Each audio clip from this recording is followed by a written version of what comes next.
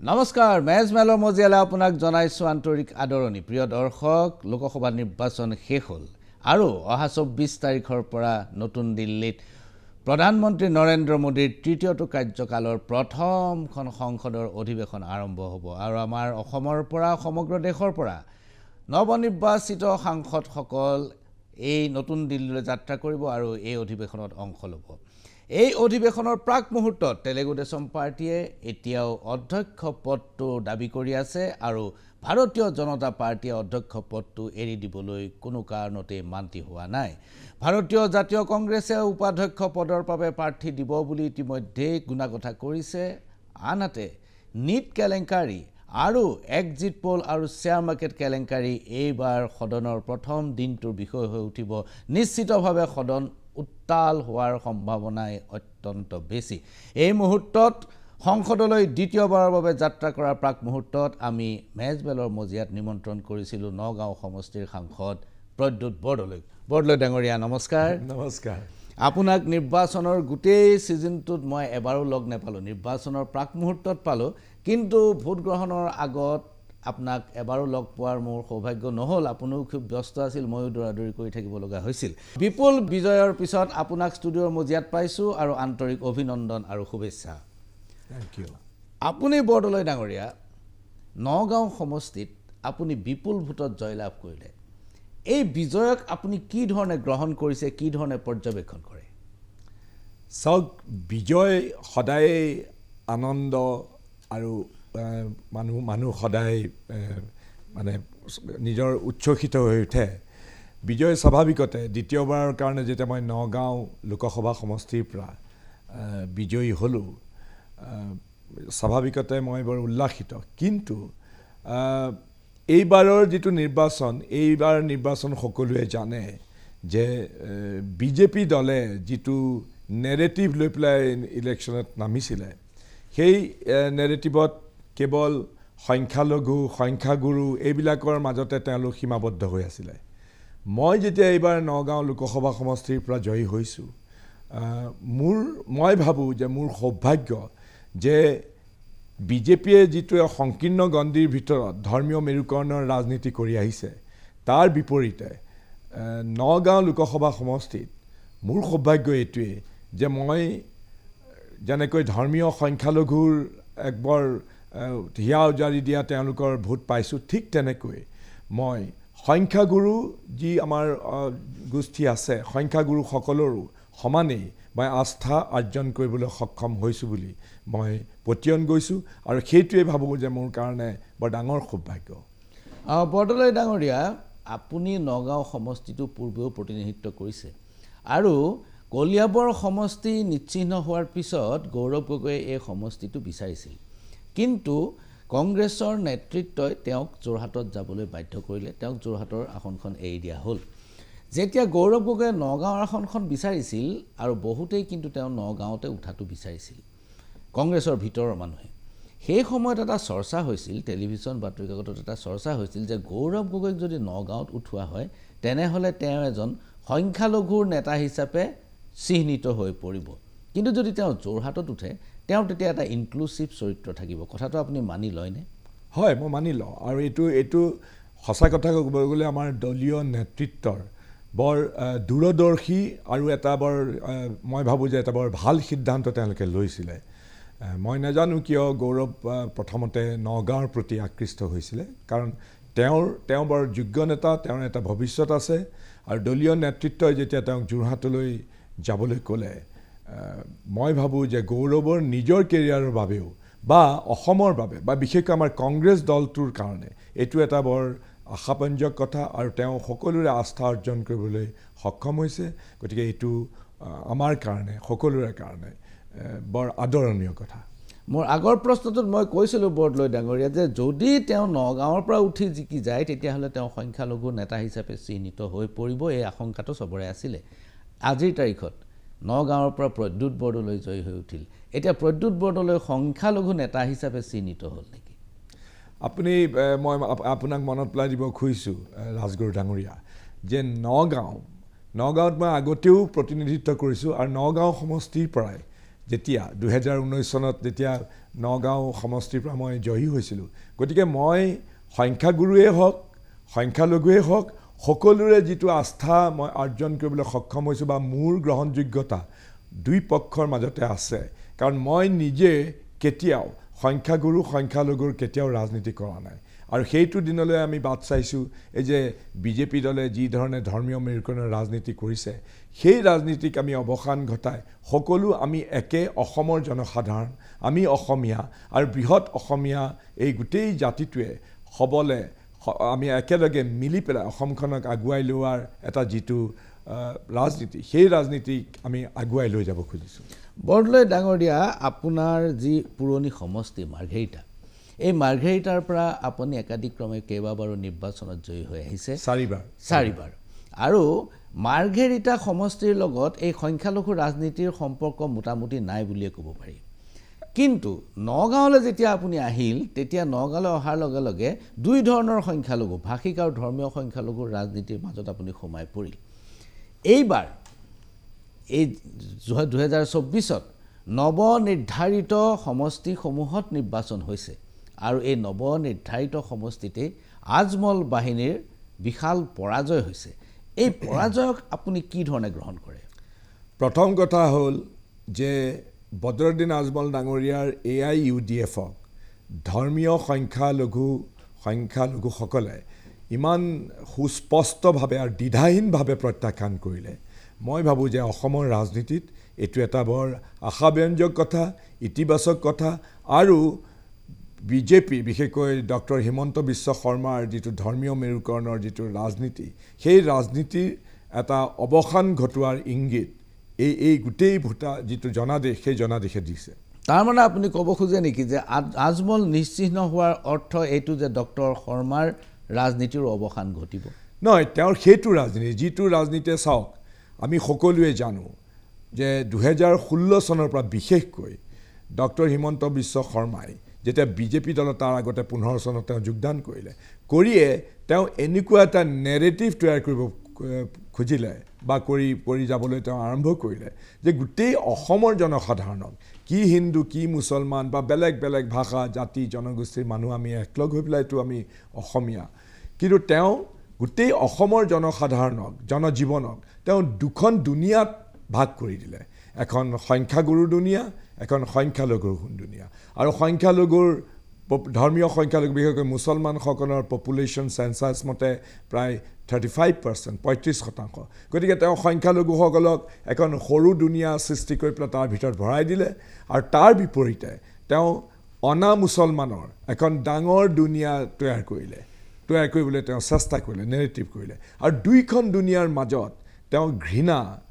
বিদ্বেষ আৰু হিংসাৰ ৰাজনীতি অসমলৈ আনি লৈলে আমদানি কৰিলে আৰু সেইটোৱে মই ভাবোঁ যে অসমৰ বাবে অসমৰ জনজীৱনৰ বাবে আটাইতকৈ ক্ষতিকাৰক আৰু ধ্বংসাত্মক এটা ৰাজনীতি বৰদলৈ ডাঙৰীয়া শেহতীয়াকৈ উপনিৰ্বাচনৰ বিষয়ে চৰ্চা হৈছে 5টা সমষ্টিত উপনিৰ্বাচন হ'ব লাগে 6 মাহৰ ভিতৰতে আচলতে উপনিৰ্বাচন হোৱাটো সাংবিধানিক বিধি ব্যৱস্থা আছে দ্বিতীয়তে আৰু এটা ঘটনা ঘটি আছে অসম বিধানসভাত যে কংগ্ৰেছৰ পৰা ইতিমধ্যেই বিতাৰিত 5 জন সদস্যক এতিয়ালৈকে কিন্তু অধ্যক্ষই সদস্য পদ খাৰিজ কৰা নাই ডিসকোৱালিফাই কৰা নাই যদি ডিসকোৱালিফাই কৰি দিয়ে তেনেহলে 5টা নহয় 10টা সমষ্টিত উপনিৰ্বাচন হ'ব লাগে যদিহে অধ্যক্ষই ডিসকোৱালিফাই কৰে এতিয়া কথাটো হ'ল যোৱা সোমবাৰে যেতিয়া মুখ্যমন্ত্ৰী ডাঙৰীয়াক প্ৰশ্ন কৰা হ'ল যে উপনিৰ্বাচন সম্পৰ্কত কি চিন্তা কৰিছে তেতিয়া তেখেতে ক'লে যে উপনিৰ্বাচনৰ কথা মই ভাবিবই পৰা নাই কাৰণ যদি নিৰ্বাচন আয়োগে কয় যে পুৰণি সমষ্টি মতে উপনিৰ্বাচন নহ'ব তেনেহলে কিন্তু উপনিৰ্বাচন হোৱাৰ সম্ভাৱনাও নাই এই কথাটো আপুনি কেনে ধৰণে গ্ৰহণ কৰে সক এইটো মই ভাবো এটা আইনগত দিশ আইনগতৰ এটা তেওঁ নতুন সূত্ৰ তেওঁ উলিয়াই আনিছে হয়তো তেওঁ বিচৰা নাই যে উপনিৰ্বাচন হওক কাৰণ উপনিৰ্বাচন হ'লেও এইবাৰ তেওঁৰ যিটো ৰাজনীতি সেই ৰাজনীতিক যে ৰাইজে প্ৰত্যাখ্যান কৰিব সেই সম্পৰ্কে তেওঁ চাগে শংকাবোধ কৰিছে আতংকিত হৈছে সেইকাৰণে তেওঁ এনেকুৱা ধৰণৰ কথা কৈছে কিন্তু এটা সিদ্ধান্ত ডক্টৰ হিমন্ত বিশ্ব শৰ্মাই নলয় এই সিদ্ধান্ত ইলেকশ্যন কমিশ্যন অফ ইণ্ডিয়াই ল'ব কাৰণ আমাৰ যিবিলাক এতিয়া বিধায়ক মাননীয় বিধায়ক যিসকল নিৰ্বাচিত হৈ গৈছে তেওঁলোকে ইতিমধ্যে পদত্যাগ কৰিছে পদত্যাগ কৰিলে সেই আসনখন যেতিয়া শূন্য হ'ব ইলেকশ্যন কমিশ্যন অফ ইণ্ডিয়াই 6 মাহৰ ভিতৰত উপনিৰ্বাচন কৰি সেই আসনখন পূৰণ কৰাটো সাংবিধানিক দায়বদ্ধতা গতিকে আমি ভাবোঁ যে ইলেকশ্যন কমিশ্যন অফ ইণ্ডিয়াই তেওঁলোকৰ সাংবিধানিক যিটো দায়িত্ব সেই দায়িত্ব পালন কৰিব আৰু উপনিৰ্বাচন অনুষ্ঠিত কৰিব বিধানসভাৰ সন্মানীয় অধ্যক্ষই এই ক্ষেত্ৰত এতিয়াও ৰায়দান কৰিবলৈ বাকী যে সেই 5জন বসন্ত দাস কমলাক্ষ পুৰকায়স্থ শশীকান্ত দাস সিদ্দিক আহমেদ আদিবিলাকৰ যিটো স্থিতি হ'ব তেওঁলোক সদনত কোনফালে বহিব বিৰোধী পক্ষত বহিব নে শাসক পক্ষত বহিব তেওঁলোক সদনত বহিব নে নবহিব এই কথাটোৰ কোনো স্পষ্ট সিদ্ধান্ত এতিয়ালৈকে লোৱা নাই কংগ্ৰেছ দলে পিটিশনৰ পিছত পিটিশন দি আছে একো ফল ধৰা নাই আপুনি এই ক্ষেত্ৰত কি ভাবে নহয় এইটো মই ভাবোঁ যে আমাৰ অসমৰ বিধায়নী যিটো ইতিহাস বিধানসভাৰ যিটো ইতিহাস এইটো এটা অলপ লজ্জাজনক অধ্যায় পৰিগণিত হ'বলৈ আৰম্ভ কৰিছে কাৰণ চাওক এইকেইজন বিধায়ক যিকেইজন বিধায়কে কংগ্ৰেছ দলৰ চিন লৈ পেলাই কংগ্ৰেছ দলৰ চিম্বলত খেলি পেলাই জনসাধাৰণৰ জনাদেশ তেওঁলোকে পাইছিলে কংগ্ৰেছৰ বিধায়ক হিচাপে তেওঁলোকে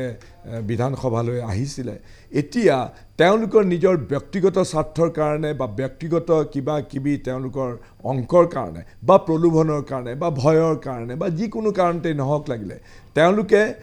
নামত কংগ্ৰেছৰ বিধায়ক কিন্তু তেওঁলোকে হাতে কামে মনে প্ৰাণে এতিয়া বিজেপি দলৰ হৈ না প্ৰত্যেকটো ক্ষেত্ৰতে ভোটদানৰ পৰা আৰম্ভ কৰি ৰাজ্যসভাৰ ইলেকশ্যনতো আৰু বা এইবাৰ নিৰ্বাচনতো তেওঁলোকে বিজেপি দলৰ লগত আছে মই এটা কথা বুজি নাপাওঁ তেওঁলোকৰ এইকেইজন বিধায়কৰ যিকেইজন বিধায়ক ঠিক ত্ৰিশংকুৰ দৰে ওলমি আছে তেওঁলোকৰ নিজৰ আত্মসন্মান আছেনে নাই লজ্জাবোধ আছেনে নাই কংগ্ৰেছৰ চিনত তেওঁলোকে জিকি আহিছিলে মানুহে তেওঁলোকৰ ওপৰত ভোট দি পেলাই তেওঁলোকক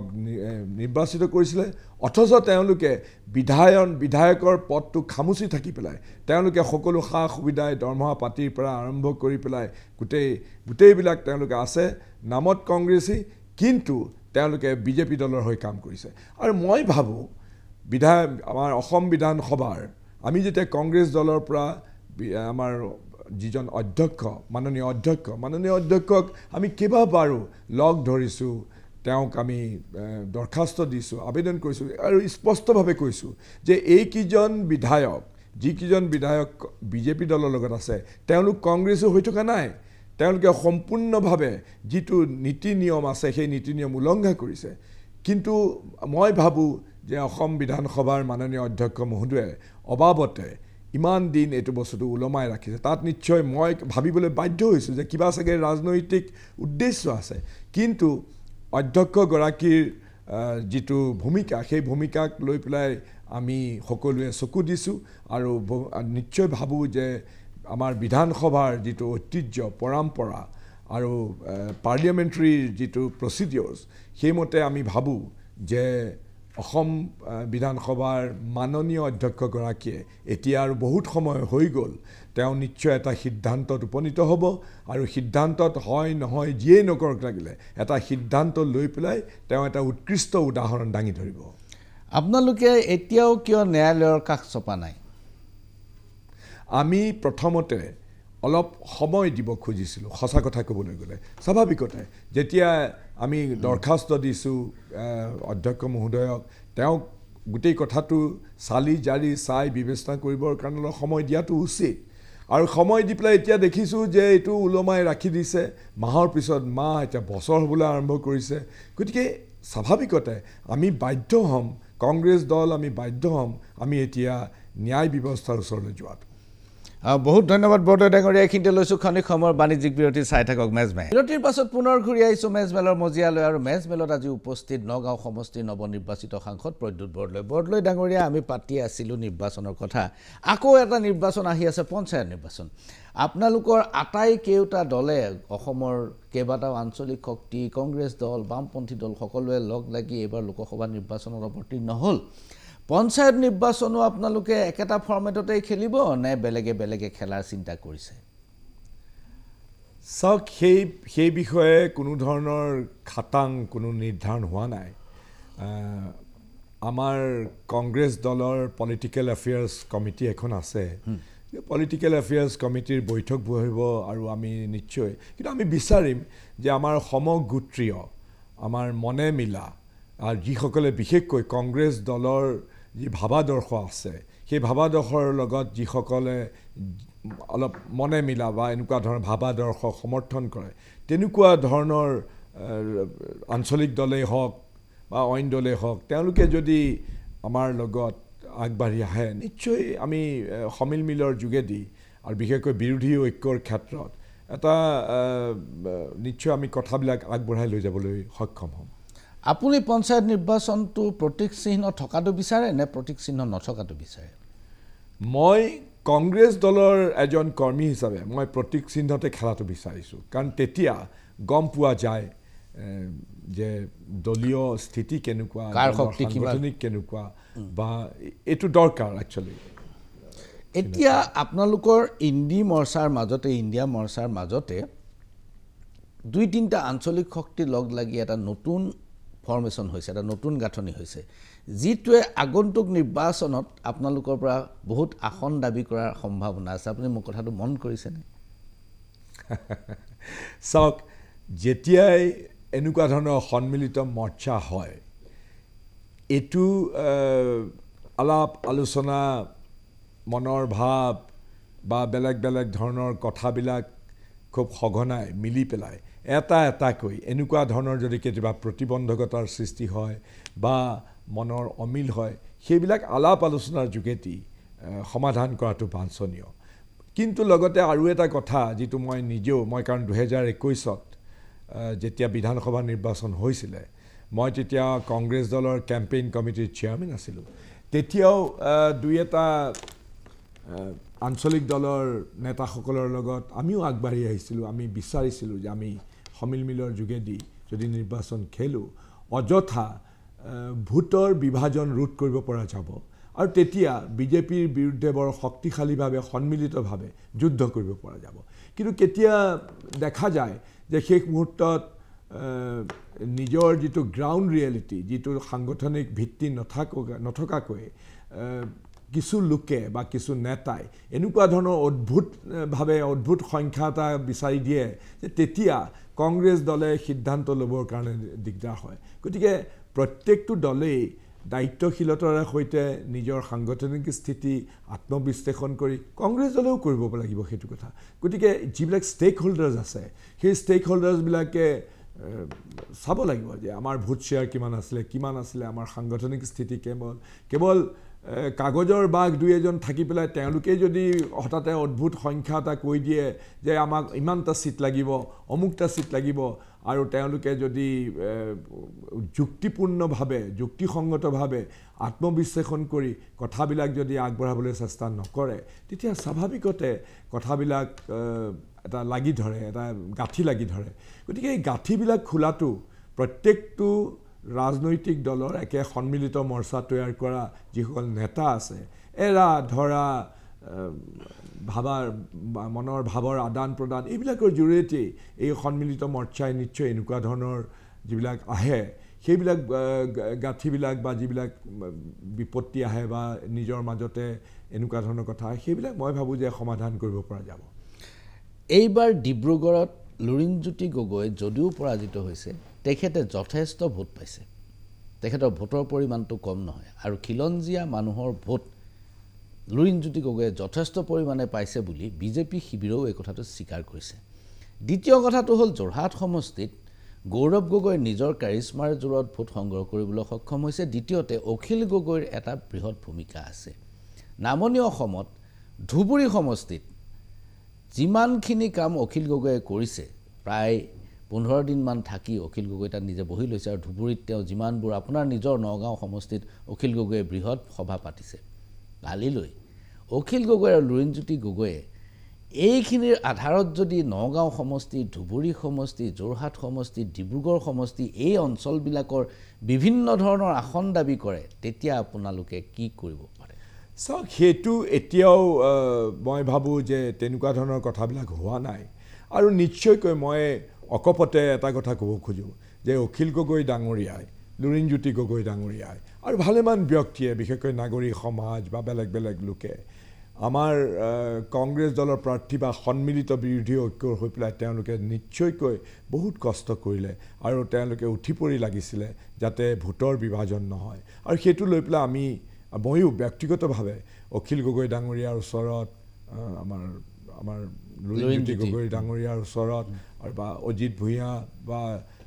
ডক্টৰ হীৰেণ গোহাঁই এইসকলৰ ওচৰত মই কৃতজ্ঞ কাৰণ তেওঁলোকে আহি পেলাই আমাৰ যিটো নিৰ্বাচনী প্ৰচাৰ সেই নিৰ্বাচনী প্ৰচাৰত তেওঁলোকে হাতে কামে উজান দিছিলে আৰু সেইটো আমি সকলোৱে সেইটো আমি একনলেজ কৰিছোঁ আৰু আমি সেইটো গ্ৰহণ কৰিছোঁ আৰু অখিল গগৈ ডাঙৰীয়াই মই নিজে দেখিছোঁ নগাঁৱতো তেখেতে কৰিছে আৰু ধুবুৰীতো তেওঁ ভালেমান দিন তেওঁ চুকে কোণে গৈ তেওঁ যি কঠোৰ পৰিশ্ৰম কৰিছিলে সেই কঠোৰ পৰিশ্ৰমৰ কথা আৰু কংগ্ৰেছ দলৰ প্ৰাৰ্থীজনক জিকাবৰ কাৰণে তেওঁ যিখিনি অহোপুৰুষাৰ্থ কৰিছিলে তাৰ বাবে আমি সঁচাকৈয়ে তেওঁৰ ওচৰত কৃতজ্ঞ বৰদলৈ ডাঙৰীয়া আহিব খুজিছোঁ সংসদৰ প্ৰসংগলৈ সংসদৰ অধিৱেশন অহা সোমবাৰৰ পৰা আৰম্ভ হ'ব আৰু তেলেগু দেশম পাৰ্টিয়ে অধ্যক্ষ পদটো বিচাৰিছে কংগ্ৰেছ দলে কৈছে যে যদি তেলেগু দেশমে প্ৰাৰ্থী দিয়ে তেনেহ'লে কংগ্ৰেছ দলে সেই প্ৰাৰ্থীজনক সমৰ্থন কৰিব ইয়াৰ পিছত তেলেগু দেশমে হঠাৎ অধ্যক্ষৰ পদৰ প্ৰাৰ্থিত্ব সম্পৰ্কত নিমাত আৰু বিজেপি দলে অধ্যক্ষৰ প্ৰাৰ্থী দিম বুলি ইতিমধ্যে ঘোষণা কৰিছে গোটেই পৰিস্থিতিটো আপুনি কি ধৰণে পৰ্যবেক্ষণ কৰে প্ৰথম কথা হ'ল বিজেপি দলে যিটো দানৱীয় সংখ্যাধিক্যৰে সৈতে 2019 চনত ব্ৰুট মেজৰিটি মইতো অসমীয়া এটা দানৱীয় সংখ্যাধিক্য বুলি কৈছোঁ আৰু ব্ৰুট মেজৰিটি লৈ পেলাই তেওঁলোকে কি কৰিলে আচলতে এইটো কথা আমি যদি ঘূৰি চাওঁ আৰু এই বিষয়ে সন্দেহ নাই যিসকল পাৰ্লিয়ামেণ্টাৰী হিষ্ট্ৰীৰ বা তেওঁলোকে যিবিলাকে অনুধাৱন কৰিছে বা গৱেষণা কৰিছে যে গোটেই কাৰ্যকালত 2019 চনত মাননীয় অধ্যক্ষগৰাকীয়ে বা বিজেপি দলৰ ৰুলিং পাৰ্টিয়ে এনেকুৱা ধৰণৰ কৰিলে যে তেওঁলোকে চাওক গণতন্ত্ৰ কি আলাপ আলোচনা বিতৰ্ক তাত বিৰোধীৰ ভূমিকা সমানে থাকিব লাগিব যেতিয়া কিবা এটা জনসাধাৰণৰ সামগ্ৰিক স্বাৰ্থৰ বিপৰীতে যায় বিশেষকৈ গণতন্ত্ৰ বিৰোধী কাৰ্যকলাপ যেতিয়া ৰুলিং পাৰ্টিয়ে ক্ষমতাত থকা কাৰণে তেওঁলোকৰ অনুকূলে যোৱা কিছুমান কাম ৰাজনৈতিক উদ্দেশ্য লৈ পেলাই তেওঁলোকৰ অনুকূলে যোৱা কিছুমান এনেকুৱা ধৰণৰ তেওঁলোকে আইন তেওঁলোকে প্ৰণয়ন কৰিব বিচাৰে আৰু তাত তেওঁলোকে কোনো ধৰণৰ গঠনমূলক বিতৰ্ক গঠনমূলক আলোচনা সেইবিলাক তেওঁলোকে কৰিব নোখোজে যোৱা 19ৰ পৰা এই যে যিটো যোৱা কালছোৱাত আমি এটা কথা স্পষ্ট হৈ গৈছে প্ৰথম কথা হ'ল যে লোকসভাৰ যিবিলাক অধিৱেশন গোটেই বছৰটোত সেই বছৰটোত আগতে জৱাহৰলাল নেহৰুৰ দিনত বা আগৰ কালছোৱাত বা কংগ্ৰেছ যেতিয়া আছিলে তেতিয়া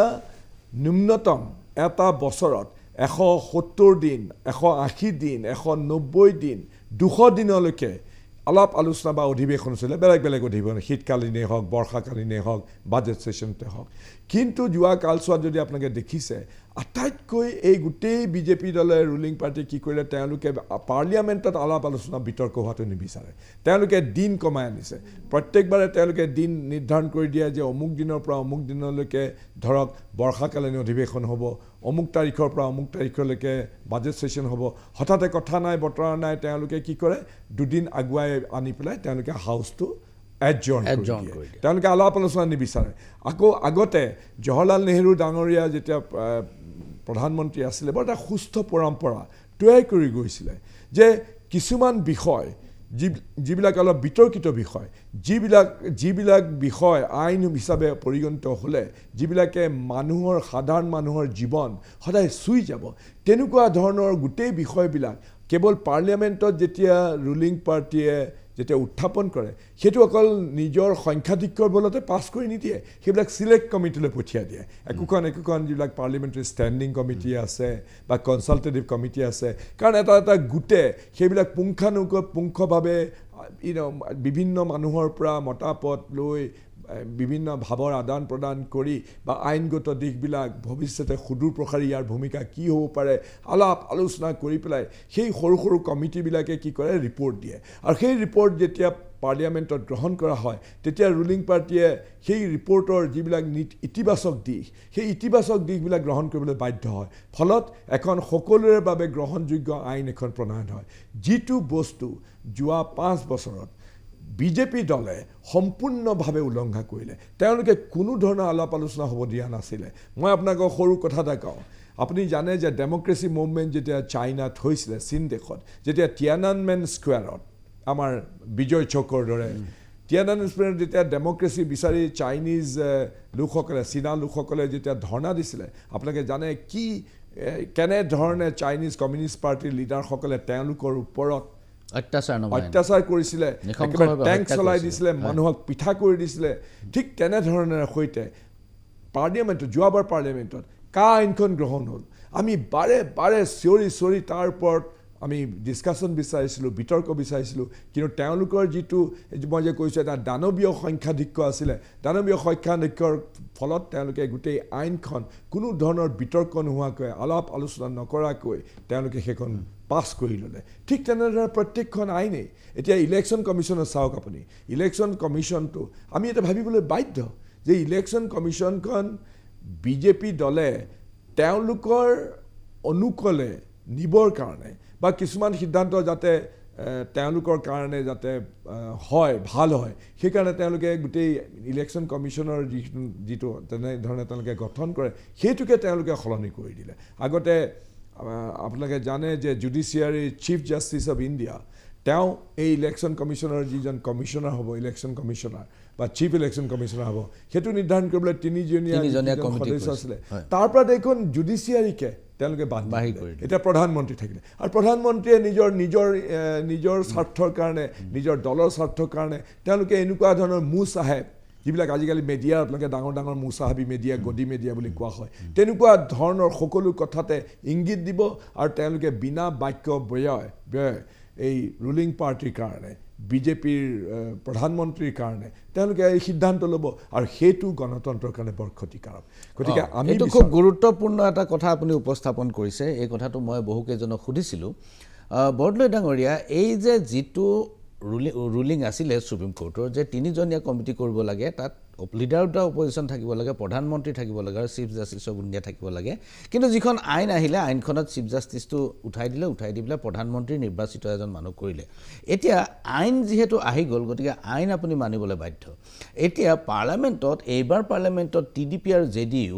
দুটা দল আছে যিটোৰ ওপৰত বিজেপি নিৰ্ভৰশীল হৈ আছে আৰু এই দুয়োটা দলে কিন্তু যি চৰিত্ৰই নহওক কিয় তেওঁলোক কিন্তু সাম্প্ৰদায়িক শক্তি নহয় জেডিইউ নহয় আৰু টিডিপিও নহয় এতিয়া তেওঁলোকৰ গণতন্ত্ৰৰ প্ৰতি দায়বদ্ধতা আছে বুলিয়েই সৰ্বসাধাৰণৰ ধাৰণা আপোনালোকে এনেকুৱা বিষয়ত মই নাজানো প্ৰাইভেট মেম্বাৰ্ছ বিল আনি বা অপজিশ্যনে সন্মিলিতভাৱে বিল আনি এই পুৰণি আইন যিটো ব্যৱস্থা আছিলে যিটো সুপ্ৰিম কোৰ্টৰ ৰুলিং আছিলে সেইমতে আইনখন প্ৰতিষ্ঠা কৰাৰ কিবা প্ৰচেষ্টা কৰাৰ সম্ভাৱনা থাকে নেকি বা অৱকাশ থাকে নেকি স্কোপ আছে নেকি তাত কংগ্ৰেছ দলে এইটো স্পষ্ট কৰি দিছে যে গণতন্ত্ৰৰ যিবিলাক দিশ বিজেপি দলৰ বিশেষকৈ নৰেন্দ্ৰ মোদী ডাঙৰীয়াই বা তেওঁৰ সাংগুপাংগু যিবিলাক আছে বা গৃহমন্ত্ৰী ডাঙৰীয়াই গণতন্ত্ৰৰ বিভিন্ন দিশ যিবিলাক চেক এণ্ড বেলেঞ্চেছৰ যিবিলাক ইনষ্টিটিউশ্যন আছিলে সেই ইনষ্টিটিউশ্যন আপোনালোকে জানে প্ৰত্যেকটো ইনষ্টিটিউশ্যনে তেওঁলোকে এফালৰ পৰা ফুপুলা কৰি দিছে ঠিক ঘূনে খাই যেতিয়া তাৰ সেইবিলাক নাইকিয়া কৰি দিয়ে তেওঁলোকৰ নিজৰ মুচাহাবী বা তেওঁলোকৰ উৎকট যিটো মৌলবাদী যিটো সাম্প্ৰদায়িক চিন্তা চৰ্চা সেই চিন্তা চৰ্চাৰে পুষ্ট এনেকুৱা ব্যক্তিক তেওঁলোকে এই ইনষ্টিটিউশ্যনছবিলাকত যিবিলাক ইনষ্টিটিউশ্যনে সদায় যাতে ৰুলিং পাৰ্টিয়ে বা ৰুলিং চৰকাৰে যাতে তেওঁলোকে যাতে একনায়কত্ববাদীভাৱে কাম কৰিব নোৱাৰে যাতে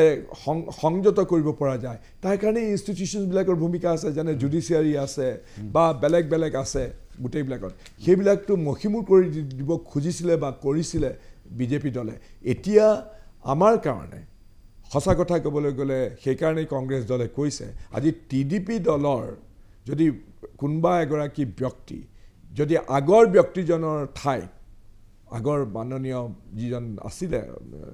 অধ্যক্ষ লোকসভাৰ তাৰ ঠাইত যদি টিডিপি দলৰ এজন আহে তেতিয়াহ'লে কংগ্ৰেছ দলে আমি নিশ্চয় সমৰ্থন কৰিম কাৰণ এইটো গণতন্ত্ৰৰ স্বাৰ্থত কাৰণ এওঁলোকৰ হাতত যদি আকৌ এৰি দিয়া যায় তেওঁলোকে সেই আকৌ একেখিনি কামেই কৰিব যিটো কাম প্ৰতিহত কৰাটো প্ৰত্যেকজন বিৰোধী দলৰ সাংসদৰ দায়িত্ব বৰদলৈ ডাঙৰীয়া সাংবিধানিক অনুষ্ঠানবোৰ যি ধৰণে তাৰ মৰ্যাদা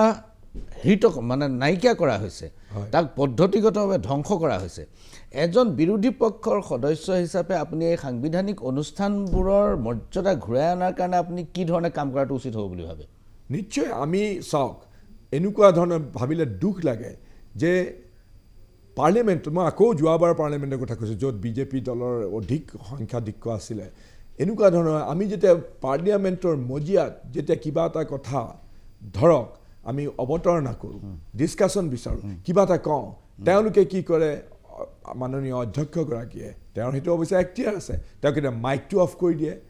যাতে তেওঁলোকে শুনিব নোখোজা কথাবিলাক যাতে বিৰোধী দলৰ সদস্যজনে যাতে ক'ব নোৱাৰে এনেকুৱা হৈছে বহুত কথা তেওঁলোকে তাৰ পৰা প্ৰচিডিংছৰ পৰা এক্সপাণ্ড কৰে তেওঁলোকে এনেকুৱা ধৰণৰ বহুত ধৰণৰ হৈছে ডিছকাশ্যনটো নহয়েই আপুনি ভাবি চাওক কিমান গুৰুত্বপূৰ্ণ আইন তেওঁলোকে 5 মিনিটৰ ভিতৰতে উত্থাপন কৰি মানে যিটো কথা কয় নামকে वास्ते তেওঁলোকে এই ডিছকাশ্যন কৰি পেলাই তেওঁলোকে ভইচ ভোটত তেওঁলোকে হাত দাঙি পেলাই বা ভইচ ভোটত তেওঁলোকে সেইটো গ্ৰহণ কৰি লয় ইয়াৰ ফলত বহুত আইন কোনো ধৰণৰ আলোচনা নোহোৱাকৈ কোনো ধৰণৰ সিলেক্ট কমিটিলৈ নপঠিওৱাকৈ পুংখানুপুংখভাৱে আলাপ আলোচনা নকৰাকে সেইবিলাক আইন গ্ৰহণ কৰি দিয়া হৈছে এইটোৰ ফলত কি হৈছে বৰদলৈ ডাঙৰীয়া আপুনি সিএ আইনখনৰ কথা কৈছে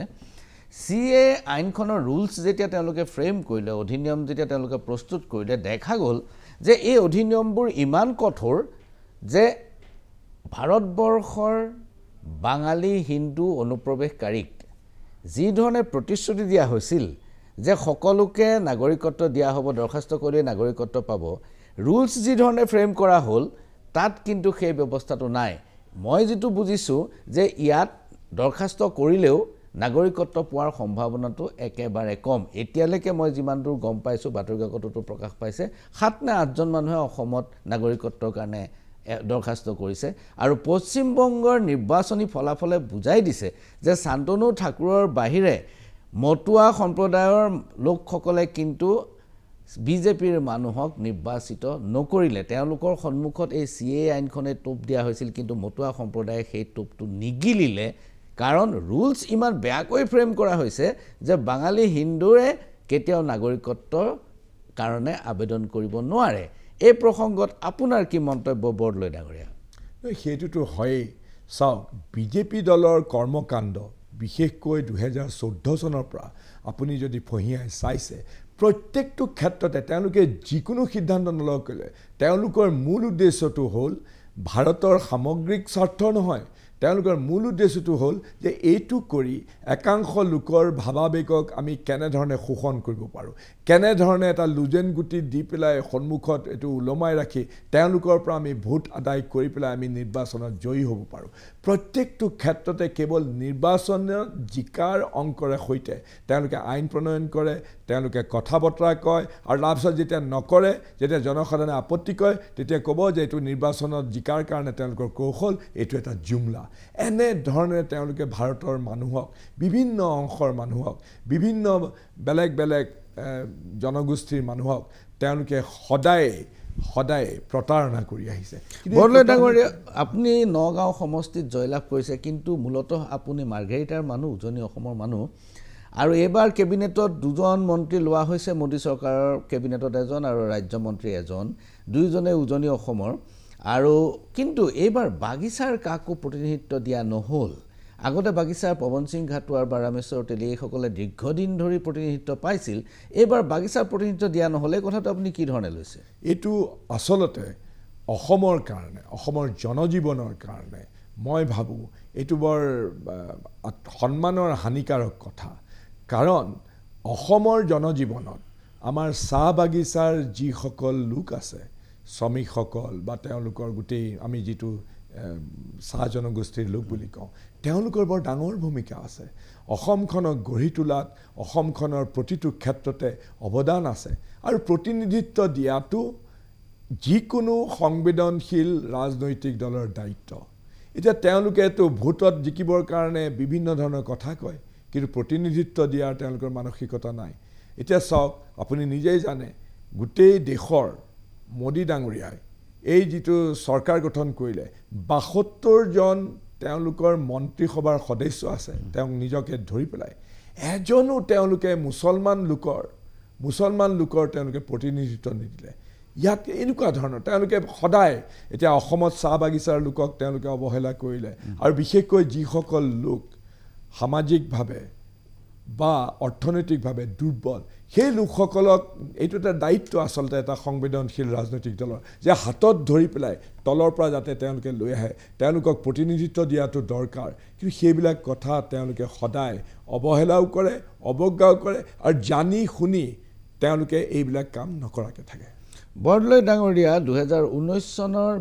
লোকসভা নিৰ্বাচনৰ পিছত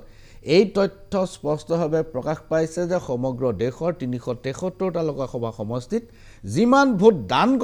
প্ৰদান কৰা হৈছিল তাতকৈ বেছি সংখ্যক ভোট তাত কাউণ্ট কৰা হৈছিল, তাত গণনা কৰা হৈছিল। 373টা কম সংখ্যক আসন নহয়, আৰু সন্মানীয় প্ৰধানমন্ত্ৰী মোদী ডাঙৰীয়াৰ আসনখনো ইয়াত সোমাই আছে। যোৱা 5 বছৰে বিৰোধী পক্ষৰ নেতৃত্বই এই বিষয়ত অকণো একো কৰাৰ চেষ্টা নকৰিলে, বৰঞ্চ সেইটো বিৰোধী পক্ষই হাতত নোলোৱাৰ কাৰণে এইবাৰ পুনৰ একেটা ঘটনাই ঘটিছে। বহু সংখ্যক EVMত এনেকুৱা হৈছে যে যিমান ভোট প্ৰদান হৈছে তাতকৈ বেছি সংখ্যক ভোট কাউণ্ট হৈছে। এই প্ৰসংগত আপুনি কি কয়? নহয়, এইটো কথা কংগ্ৰেছ দলৰ ফালৰ পৰাও আঙুলিয়াই দিয়া হৈছে যে বহুতত আঁসোৱাহ আছে। এতিয়া আমাৰ কৰিমগঞ্জৰ যিটো লোকসভাৰ সমষ্টি, টেককৈ প্ৰায় ৩৫০০ নে ৩৬০০ ভোট অতিৰিক্তভাৱে ওলালে। ক'ৰ পৰা ওলালে? আৰু এইবিলাকৰ জবাবদিহি দিয়াটো ইলেকশ্যন কমিশ্যনৰ দায়িত্ব। কিন্তু এই ইলেকশ্যন কমিশ্যন এনেকুৱা যে তেওঁলোকৰ কাৰণে যদি এনেকুৱা ধৰণৰ তেওঁলোকৰ বাবে যদি কমফৰ্টেবল নহয়, তেওঁলোকে তেনেকুৱা ধৰণৰ তেওঁলোকে মত দিয়াৰ পৰা বিৰত থাকে। প্ৰধানমন্ত্ৰীজনে আপুনি দেখিছে যে প্ৰত্যেকটো ক্ষেত্ৰতে তেওঁ এনেকুৱা ধৰণৰ সাম্প্ৰদায়িক মন্তব্য দি পেলাই জনসাধাৰণৰ মাজত উত্তেজনা সৃষ্টি কৰাৰ কাৰণে যে তেওঁ অপচেষ্টা কৰিছিলে, জনসাধাৰণক বিশেষভাৱে ধৰ্মীয় যিটো তেওঁলোকৰ মেৰুকৰণৰ ৰাজনীতি তাৰ সপক্ষে তেওঁ যিবিলাক কথা কৈছিলে, বাৰে বাৰে কংগ্ৰেছ দলৰ পৰা আপত্তি কৰা হৈছিলে। কিন্তু তেওঁলোকৰ ইলেকশ্যন কমিশ্যনৰ এইটো সাহসেই নহ'ল যে প্ৰধানমন্ত্ৰীক জবাবদিহি কৰাটো। গতিকে এইবিলাকৰ কাৰণে তেওঁলোকৰ কোনো ধৰণৰ ক্ৰেডিবিলিটি নাইকিয়া হৈ গৈছে। প্ৰত্যেকটো কথাতে ৰুলিং পাৰ্টিৰ অসুবিধা হ'ব পৰা তেওঁলোকে কোনো কামেই কৰা নাই, আৰু সেইটো লৈ পেলাই আমি সব ক্ষুণ্ণ, ভাৰতৰ জনসাধাৰণ ক্ষুণ্ণ। এনেধৰণে চলি থাকিবলৈ দিয়া নহ'ব। আৰু মই ভাবোঁ যে এই ক্ষেত্ৰত সংস্কাৰ, ইলেকশ্যন কমিশ্যনৰ সংস্কাৰ, কাম বনত বিজ্ঞান মনস্কতা, বিজ্ঞানসুলভ কাম কাজ আৰু সিদ্ধান্ত লোৱাটো অত্যন্ত দৰকাৰ। আপোনালোকৰ হাতত এইবাৰ বিকল্প বহুত। এইবাৰ জনগণে এটা নিৰ্ণায়ক এটা মেণ্ডেট দিছে, জনাদেশ দিছে। জনসাধাৰণে এইখিনিলৈকে বিচাৰিছে আপোনালোকক শক্তিশালী বিৰোধী হৈ থকাটো বিচাৰিছে কিছুদিনৰ বাবে। আপোনালোকক এতিয়াই ক্ষমতালৈ নিব খোজা নাই, আৰু আপোনালোকৰ নেতৃত্বও সেই কথাটো স্বীকাৰ কৰি লৈছে। কাৰণ TDP আৰু JDU যিহেতু প্ৰিপল এলায়েন্স, প্ৰাক নিৰ্বাচনী এলায়েন্স,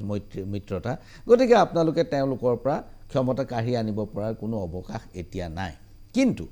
বিৰোধী পক্ষই এতিয়া যি ভূমিকা পালন কৰিব লাগে, ধৰি লওক আজি নিট কেলেংকাৰী হৈছে, এক্সিট পলৰ সময়ত, এক্সিট পলৰ পিছত শ্বেয়াৰ মাৰ্কেটত সাংঘাতিক ধৰণৰ এটা উঠানমা হ'ল। ইয়াৰ পিছত এই যে ভোট বেছিকৈ ওলাল, মহাৰাষ্ট্ৰত EVMটোত কেনেকৈ মোবাইলেৰে তাক আনলক কৰি কেনেকৈ তাত ভোট ভৰাই দিয়া হ'ল, এইবোৰ হৈছে অনুষ্ঠানবোৰক এফালৰ পৰা দুৰ্বল কৰি অনাৰ বাবে এই গোটেই ঘটনাটো ঘটিবলৈ পাইছে। এতিয়া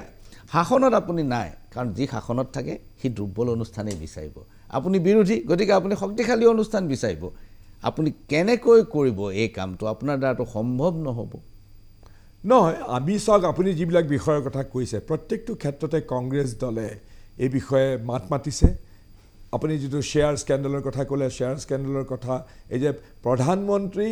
আৰু আপুনি ভাবি চাওক, এনেকুৱা ভাৰতৰ ইতিহাসত স্বাধীনতাৰ পিছত কেতিয়াও হোৱা নাই। তেওঁলোকে উদ্দেশ্য প্ৰণোদিতভাৱে একাংশ বেপাৰীক, যিসকলে টকা পইচা ঘটিব বিচাৰে শ্বেয়াৰ মাৰ্কেটৰ পৰা, সেইসকল লোকক সুবিধা দিবৰ কাৰণে বা হয়তো তেওঁলোকৰ ৰাজনৈতিক পুঁজি আহৰণ কৰিবৰ বাবে তেওঁলোকে জানি শুনি এনেকুৱা ধৰণৰ কথা কৰে আৰু ঠিক তেনেকৈ আপোনাৰ এই যে দিল্লী নয়ডা আৰু বম্বেৰ যিবিলাক আমাৰ মিডিয়াৰ লোকসকল যিবিলাকৰ মালিকবিলাক প্ৰত্যেকে একোজন পুঁজিপতি বেপাৰী বা উদ্যোগপতি তেওঁলোকে নিজৰ মুনাফা কমাবৰ কাৰণে তেওঁলোকে জানি শুনি এনেকুৱা আমাৰতো সন্দেহ হয় যিটো আপোনাৰ যিটো এক্সিট পোল হৈছিলে এক্সিট পোলটো এইটো উদ্দেশ্য লৈ পেলাই তেওঁলোকে এনেকুৱা ধৰণৰ কথা কৈছিলে যে বিজেপি বহুত জিকি যাব ফলত শ্বেয়াৰ মাৰ্কেটত বা সাট্টা বজাৰ বুলি যিটো কোৱা হয় বিজেপি এই গোটেই বস্তুটো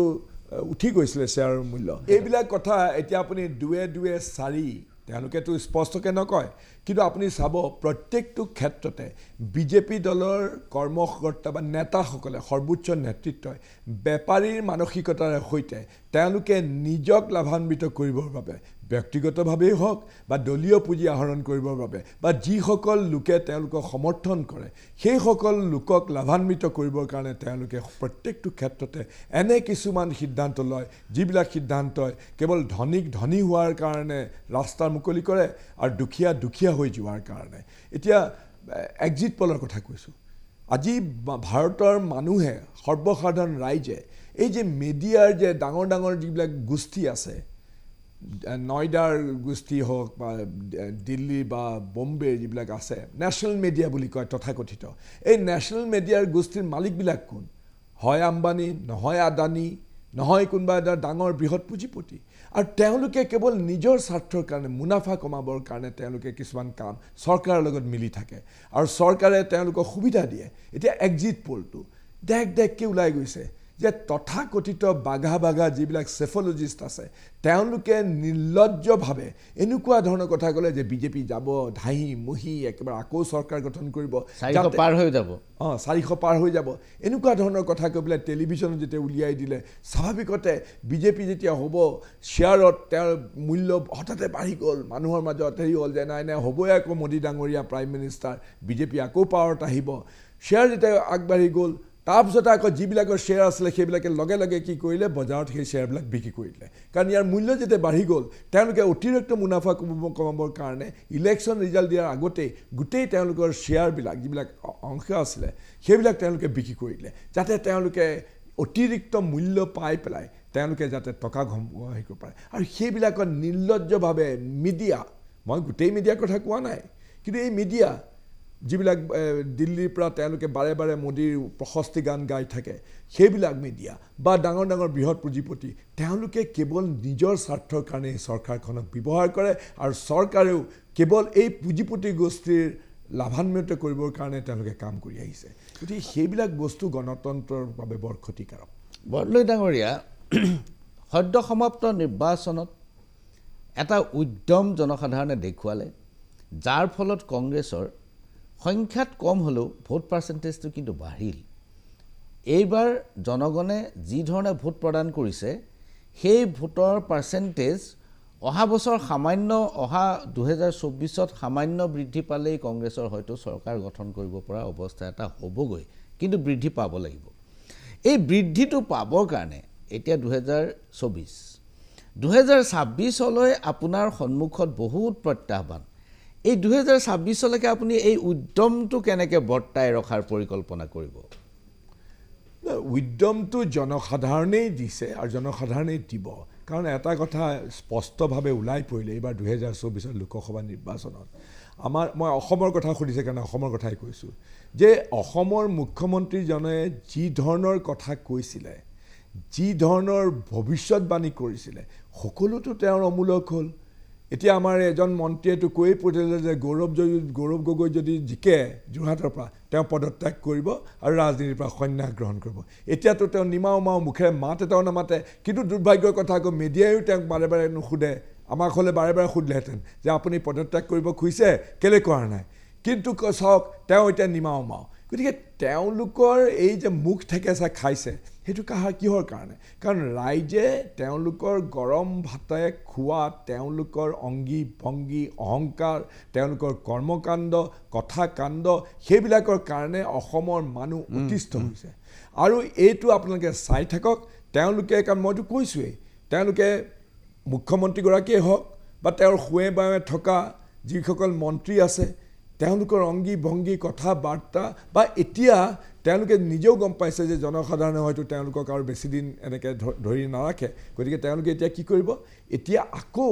ধৰ্মান্ধতাৰ আবেগৰ ধুমুহা সৃষ্টি কৰি পেলাই তেওঁলোকে 2026 চনত এই যে কুমেৰু সুমেৰু মই যে কৈছোঁ দুখন দুনিয়াৰ যিটো ৰাজনীতি সেইটোত এটা উৎকটভাৱে তেওঁলোকে নামি পৰিব মুছলমানৰ বিৰুদ্ধে বা বেলেগ বেলেগ ধৰ্মীয় মেৰুকৰণৰ সপক্ষে তেওঁলোকে এনেকুৱা ধৰণৰ কৰ্মকাণ্ড কৰিব কিন্তু মোৰ স্পষ্ট কথা কাৰণ জনসাধাৰণৰ সামূহিক ইচ্ছাৰ আমি সন্মান কৰোঁ সামূহিক ইচ্ছাই তেওঁলোকক ধুই মেলি নাইকিয়া কৰি দিব মই এইটো কথা ঠিক আৰু 2026ত কংগ্ৰেছ দলেও সংযত হৈ জনসাধাৰণক আস্থাত লৈ শক্তিশালীভাৱে ঐক্যবদ্ধভাৱে এই যুদ্ধত নামিব লাগিব আৰু তেতিয়াহ'লে কংগ্ৰেছ দলৰ নেতৃত্বত আমি 2026 চনত এখন চৰকাৰ আমি প্ৰতিষ্ঠিত কৰিব পাৰিম আৰু হিমন্ত বিশ্ব শৰ্মাৰ চৰকাৰক উৎখাত কৰিব পাৰিম বৰদলৈ ডাঙৰীয়া আমি সমাপ্ত কৰাৰ পূৰ্বে মোৰ অন্তিম প্ৰশ্ন আপুনি চাহ বাগিচাৰ মাজত ডাঙৰ দীঘল হোৱা লোক আপুনি উদ্যোগ মন্ত্ৰী আছিল চাহ বাগিচা গোটেই শিল্প হিচাপে এটা ডাঙৰ সংকটৰ সন্মুখীন হৈছে ক্ষুদ্ৰ চাহ খেতিয়কসকলে এতিয়া কেঁচাপাত বেচিব নোৱাৰে কাৰণ বটলিপ ফেক্টৰীবোৰ বন্ধ কাৰণটো আপুনি জানে যে কিছুমান কেমিকেল তেওঁলোকে ব্যৱহাৰ কৰিব নোৱাৰিব বুলি কৈছে এতিয়া কেমিকেল ব্যৱহাৰ কৰিছে নকৰিছে তাক প্ৰতীয়মান কৰাৰ বাবেও টেষ্টিং লেবৰেটৰী পৰ্যাপ্ত নাই সেইকাৰণে বটলিপ ফেক্টৰী যোৱা 1 জুনৰ পৰা বন্ধ হৈ আছে কেঁচা চাহপাত ছিঙিব পৰা নাই দ্বিতীয় কথা ডাঙৰ যিবিলাক বাগিচা তেওঁলোকো সংকটত পৰিছে তেওঁলোকৰো ডিমাণ্ড আৰু সাপ্লাই গেপটো একেবাৰে কমি আহিছে ডিমাণ্ড একদম কম সাপ্লাই বহুত বেছি গতিকে তেওঁলোকো এটা সংকটত পৰিছে যাৰ কাৰণে তেওঁলোকে যিটো এক্সপেক্টৰী প্ৰাইচ পাব লাগে যিটো মূল্য পাব লাগে সেই মূল্যটো তেওঁলোকে পোৱা নাই যাৰ কাৰণে বাগিচা চলাই থকাটোৱে টান হৈছে বহুতে বাগিচা বিক্ৰী কৰিছে বহুতে বোনাছ দিব নোৱাৰি কোম্পানী পলাই গৈছে এনেকুৱা বহু ঘটনাৰ উদাহৰণ মই আপোনাক দিব পাৰোঁ এই সময়ত আপুনি এজন প্ৰাক্তন উদ্যোগ মন্ত্ৰী আৰু সাংসদ হিচাপে আপুনি কি কাম কৰিবলৈ আছে বুলি ভাবে চাওক আমাৰ অসমৰ চাহ উদ্যোগৰ কাৰণে অসমৰ চাহপাতৰ সুনাম